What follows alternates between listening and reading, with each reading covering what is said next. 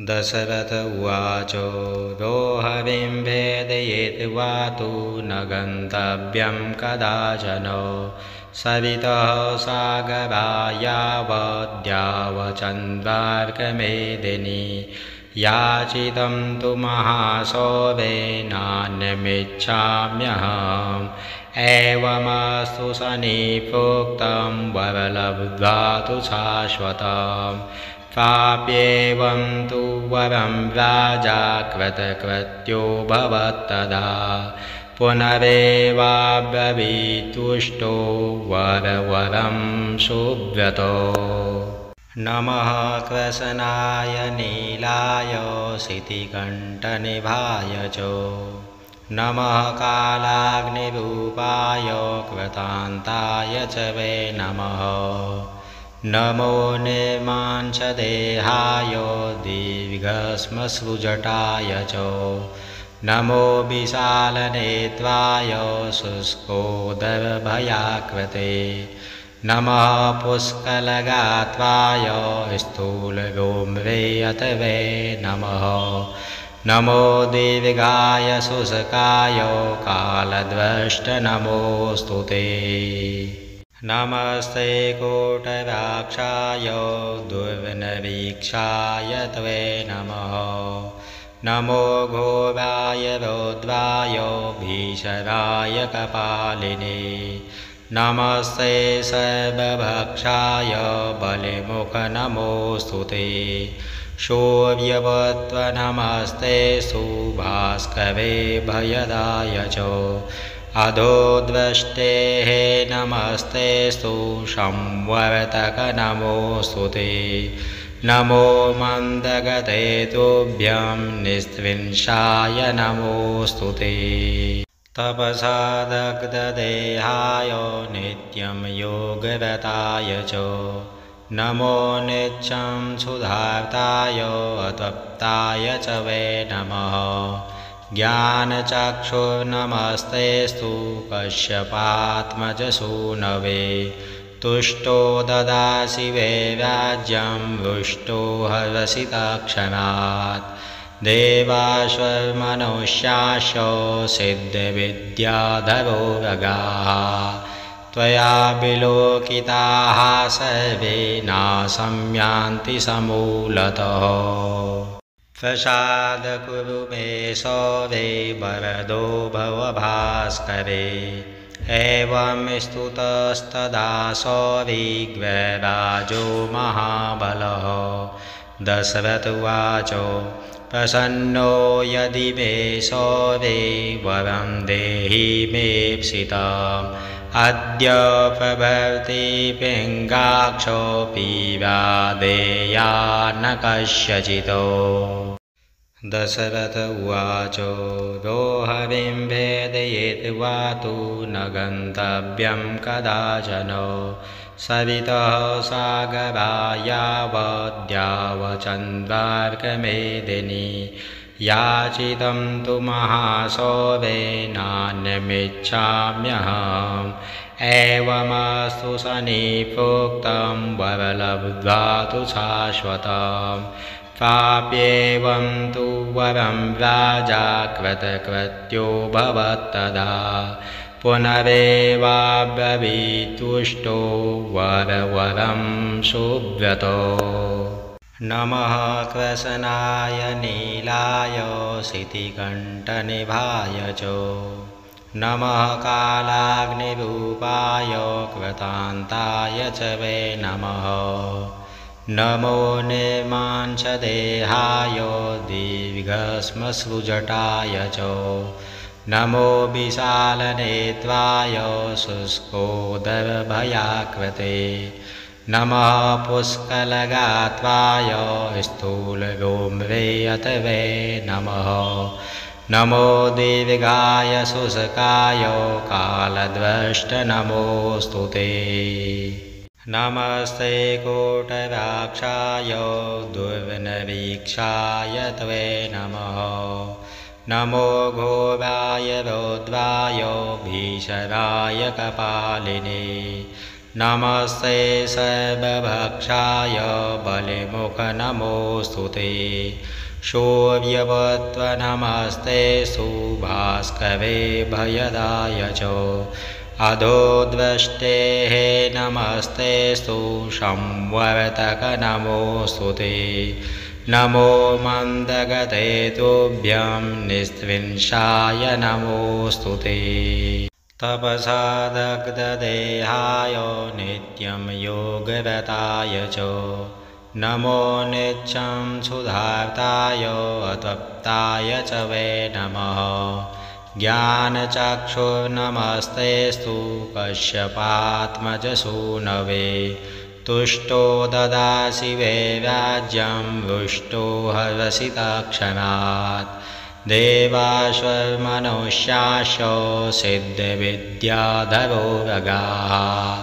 त्वया विलोकिताः सर्वे नाशं यान्ति समूलतः प्रसाद कुरु मे सौरे वरदो भव भास्करे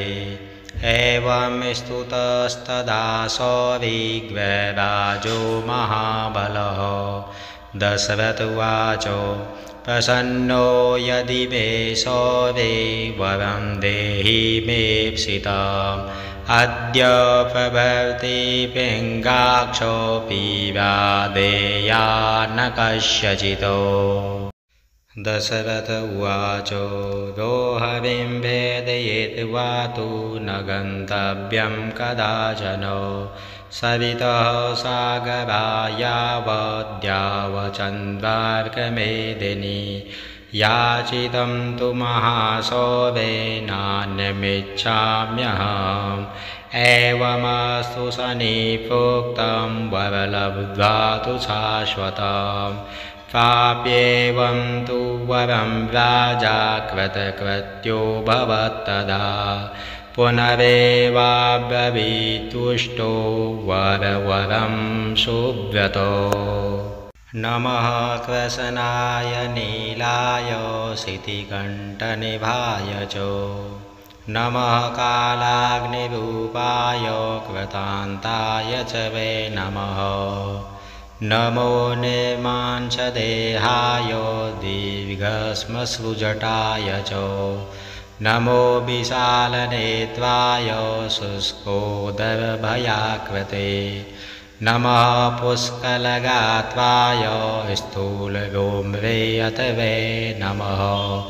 नमो दीर्घाय शुष्काय कालद्रष्ट नमोऽस्तु ते नमस्ते कोटराक्षाय दुर्विनवीक्षाय त्वे नमः नमो घोराय रौद्राय भीषणाय कपालिने नमस्ते सर्वभक्षाय बलिमुख नमोऽस्तु ते शौर्यवत्व नमस्ते सुभास्करे भयदाय च अधोद्वष्टेः नमस्ते संवर्तक नमोऽस्तु ते नमो मन्दगते तुभ्यं निस्त्विंशाय नमोऽस्तु ते तपसा दग्धदेहाय नित्यं योगरताय च नमो नित्यं सुधार्ताय अतप्ताय च वै नमः ज्ञानचक्षुर्नमस्तेस्तु कश्यपात्मजसूनवे तुष्टो ददासि वैराज्यं रुष्टो हरसि तत्क्षणात् देवाश्वमनुष्याश्च सिद्धविद्याधरो रगाः त्वया विलोकिताः सर्वे नाशं यान्ति समूलतः प्रसाद कुरु मे सौरे वरदो भव भास्करे एवं स्तुतस्तदा सौरिग्रराजो महाबलः दशरथ उवाच प्रसन्नो यदि मे सौरे वरं देहि मेप्सितम् अद्य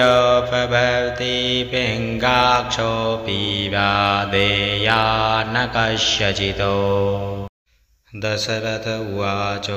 रोहविं भेदयित्वा तु न गन्तव्यं कदाचन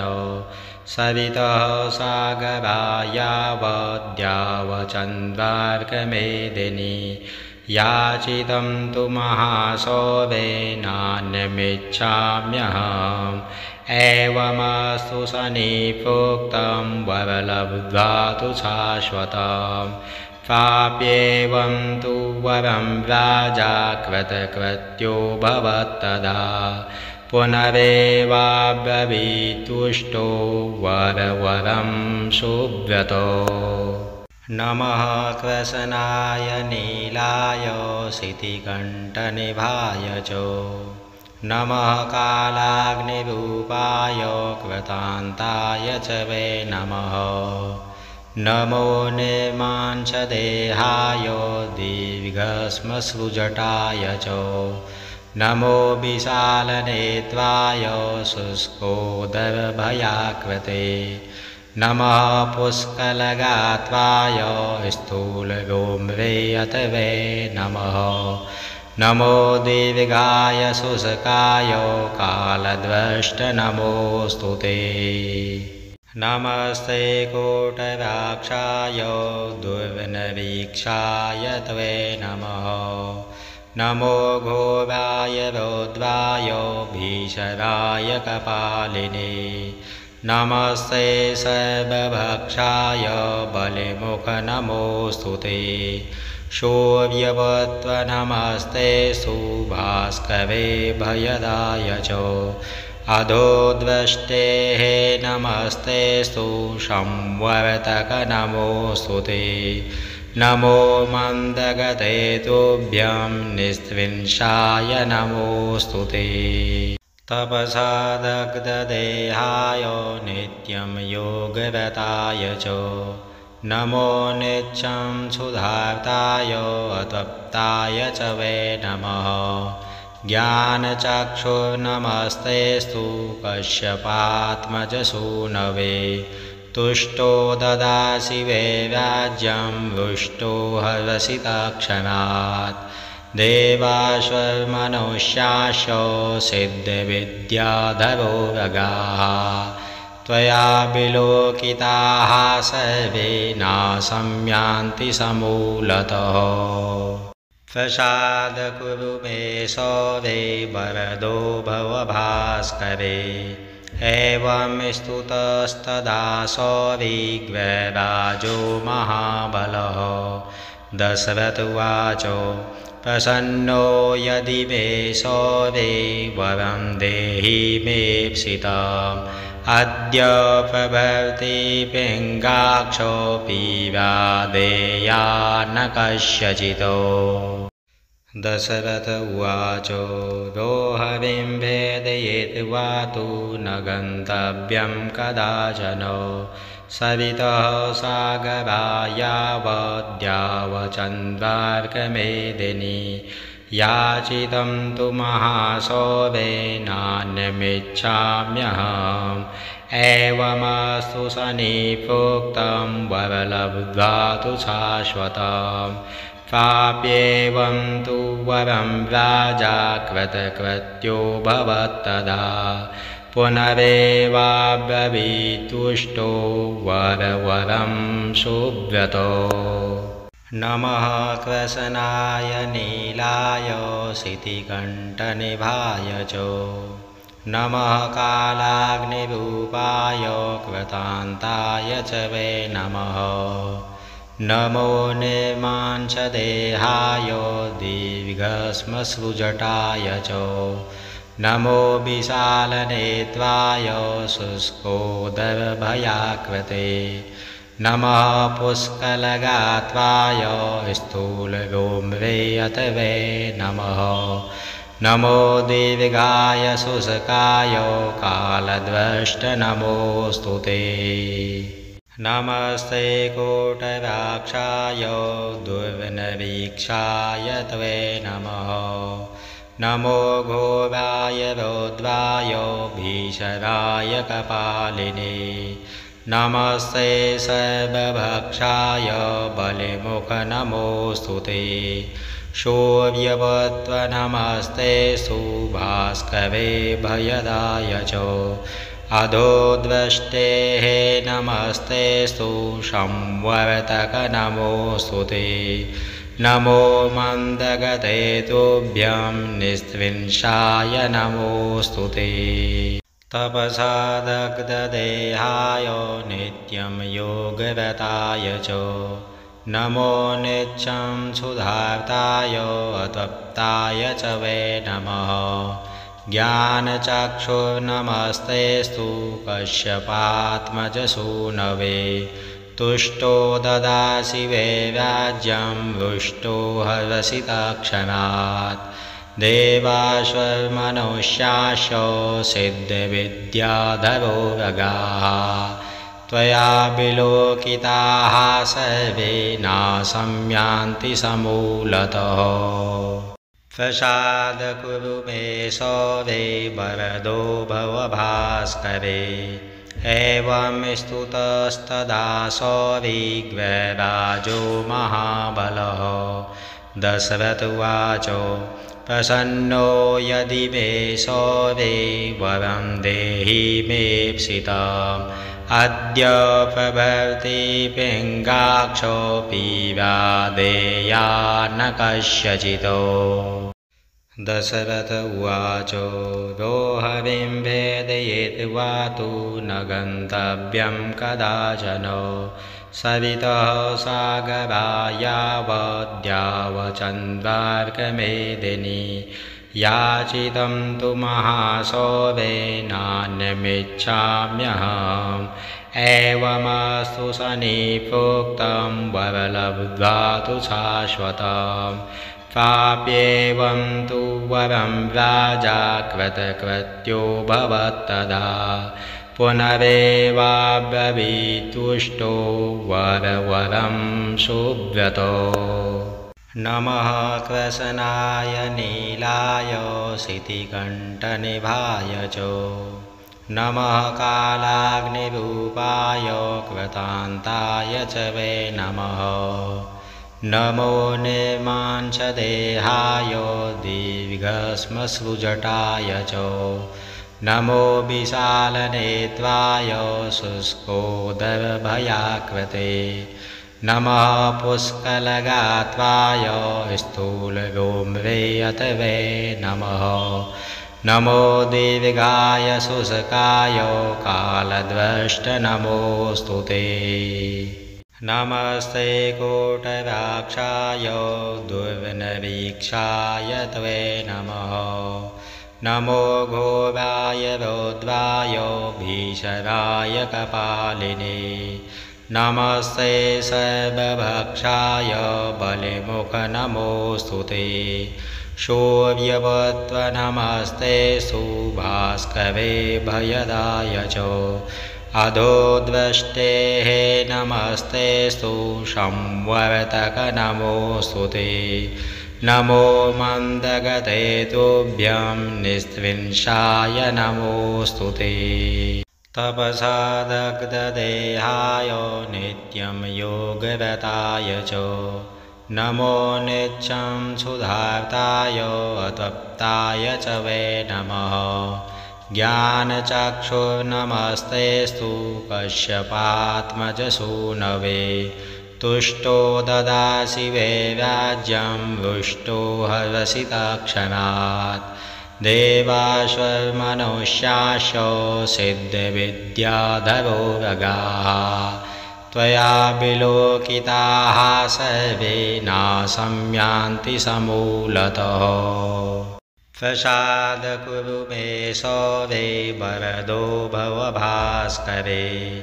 एवं स्तुतस्तदा सौरिग्रराजो महाबलः दशरथ उवाच प्रसन्नो यदि मे सौरे वरं देहि मेप्सितम् अद्य प्रभृति पिङ्गाक्षोऽपि वादेया न कस्यचितो दशरथ उवाच रोहविं भेदयेत् वा तु न गन्तव्यं कदाचन सवितः सागरा यावद्यावचन्द्रार्कमेदिनी याचितं तु महासौवेनान्यमिच्छाम्यहम् एवमस्तु सनिप्रोक्तं वरलब्ध्वा तु शाश्वतम् प्राप्येवं तु वरं राजा कृतकृत्यो भवत्तदा पुनरेवाब्रवीतुष्टो वरवरं सुव्रतो नमः कृष्णाय नीलाय शितिकण्ठनिभाय च नमः कालाग्निरूपाय कृतान्ताय च वै नमः नमो निर्मांसदेहाय दीर्घश्मश्रुजटाय च नमो विशालनेत्राय शुष्कोदरभयाकृते नमः पुष्कलगात्राय स्थूलगोम्रे अतवे नमः नमो दीर्घाय शुष्काय कालद्रष्ट नमोऽस्तु ते नमस्ते कोटराक्षाय दुर्विनवीक्षाय त्वे नमः नमो घोराय रौद्राय भीषणाय कपालिने नमस्ते सर्वभक्षाय बलिमुख नमोऽस्तु ते शौर्यवत्व नमस्ते सुभास्करे भयदाय च अधोद्रष्टेः नमस्तेस्तु संवर्तक नमोऽस्तु ते नमो मन्दगते तुभ्यं निस्त्रिंशाय नमोऽस्तु ते तपसा दग्धदेहाय नित्यं योगरताय च नमो नित्यं सुधार्ताय अतप्ताय च वै नमः ज्ञानचक्षुर्नमस्तेस्तु कश्यपात्मजसूनवे तुष्टो ददासि वै राज्यं रुष्टो हर्षितक्षणात् देवाश्वमनुष्याश्च सिद्धविद्याधरो रगाः त्वया विलोकिताः सर्वे नाशं यान्ति समूलतः प्रसाद कुरु मे सौरे वरदो भव भास्करे एवं स्तुतस्तदा सौरिग्रराजो महाबलः दशरथ उवाच प्रसन्नो यदि मे सौरे वरं देहि मेप्सितम् अद्य प्रभर्ति पिङ्गाक्षोऽपि वादेया न कस्यचितो दशरथ उवाच रोहरिं भेदयेत् वा तु न गन्तव्यं कदाचन सवितः सागरा यावद्यावचन्द्रार्कमेदिनी याचितं तु महासौवेनान्यमिच्छाम्यहम् एवमस्तु सनिप्रोक्तं वरलब्ध्वा तु शाश्वतम् प्राप्येवं तु वरं राजा कृतकृत्यो भवत्तदा पुनरेवाब्रवीतुष्टो वरवरं सुव्रतो नमः कृष्णाय नीलाय शितिकण्ठनिभाय च नमः कालाग्निरूपाय कृतान्ताय च वै नमः नमो निर्मांसदेहाय दीर्घश्मश्रुजटाय च नमो विशालनेत्राय शुष्कोदरभयाकृते नमः पुष्कलगात्राय स्थूलगोम्रे अतवे नमः नमो दीर्घाय शुष्काय कालद्रष्ट नमोऽस्तु ते नमस्ते कोटराक्षाय दुर्विनवीक्षाय त्वे नमः नमो घोराय रौद्राय भीषणाय कपालिने नमस्ते सर्वभक्षाय बलिमुख नमोऽस्तुते शौर्यवत्व नमस्ते सुभास्करे भयदाय च अधोद्वष्टेः नमस्ते संवर्तक नमोऽस्तुते नमो मन्दगते तुभ्यं निस्त्रिंशाय नमोऽस्तुते तपसा दग्धदेहाय नित्यं योगरताय च नमो नित्यं सुधार्ताय अतप्ताय च वै नमः ज्ञानचक्षुर्नमस्तेस्तु कश्यपात्मजसूनवे तुष्टो ददासि वै राज्यं रुष्टो हरसि तत्क्षणात् देवाश्वमनुष्याश्च सिद्धविद्याधरो रगाः त्वया विलोकिताः सर्वे नाशं समूलतः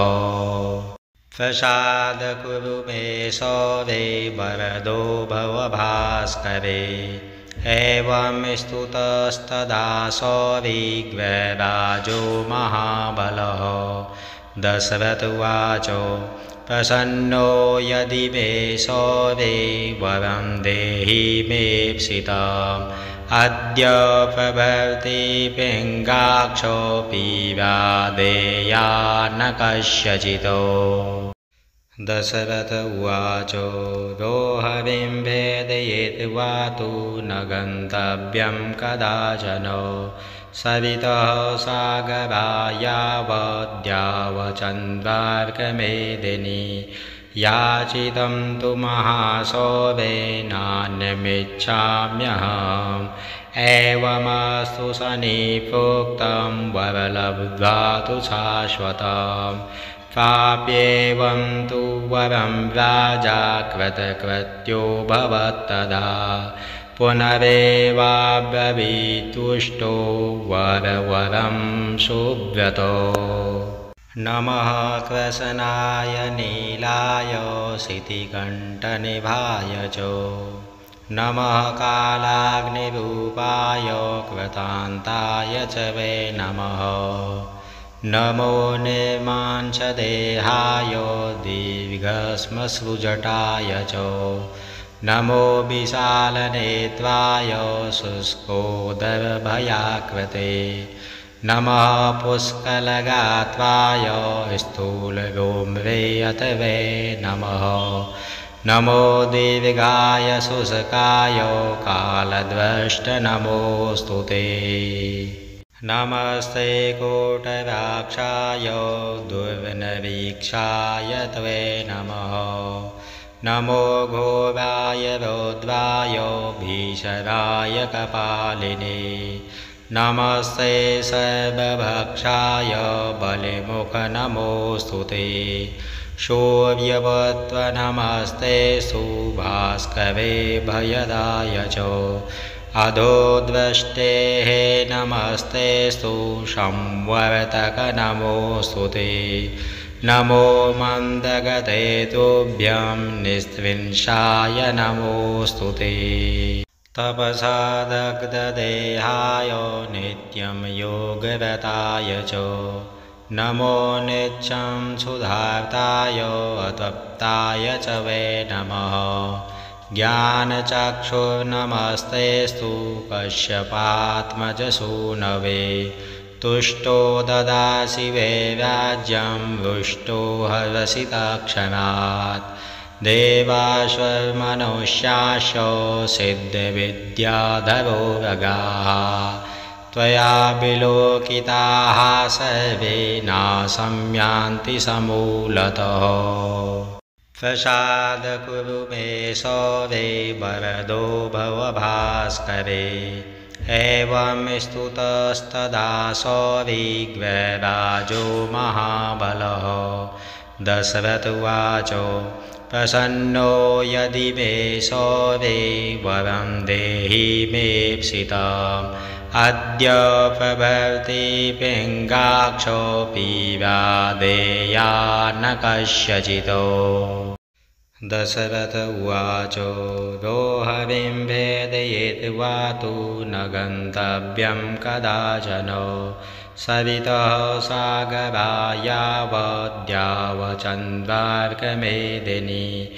याचितं तु महासौवेनान्यमिच्छाम्यहम् एवमस्तु सनिप्रोक्तं वरलब्ध्वा तु शाश्वतम् प्राप्येवं तु वरं राजा कृतकृत्यो भवत्तदा पुनरेवाब्रवीतुष्टो वरवरं सुव्रतो नमः कृष्णाय नीलाय शितिकण्ठनिभाय च नमः कालाग्निरूपाय कृतान्ताय च वै नमः नमो निर्मांसदेहाय दीर्घश्मश्रुजटाय च नमो विशालनेत्राय शुष्कोदरभयाकृते नमः पुष्कलगात्राय स्थूलगोम्रे अतवे नमः नमो दीर्घाय शुष्काय कालद्रष्ट नमोऽस्तु ते नमस्ते कोटराक्षाय दुर्विनवीक्षाय त्वे नमः नमो घोराय रौद्राय भीषणाय कपालिने नमस्ते सर्वभक्षाय बलिमुख नमोऽस्तु ते शौर्यवत्व नमस्ते सुभास्करे भयदाय च अधोद्रष्टेः नमस्तेस्तु संवर्तक नमोऽस्तु ते नमो मन्दगते तुभ्यं निस्त्रिंशाय नमोऽस्तु ते तपसा दग्धदेहाय नित्यं योगरताय च नमो नित्यं सुधार्ताय अतप्ताय च वै नमः ज्ञानचक्षुर्नमस्तेस्तु कश्यपात्मजसूनवे तुष्टो ददासि वै राज्यं रुष्टो हर्षितक्षणात् देवाश्वमनुष्याश्च सिद्धविद्याधरो रगाः त्वया विलोकिताः सर्वे नाशं यान्ति समूलतः प्रसाद कुरु मे सौरे वरदो भव भास्करे एवं स्तुतस्तदा सौरिग्रराजो महाबलः दशरथ उवाच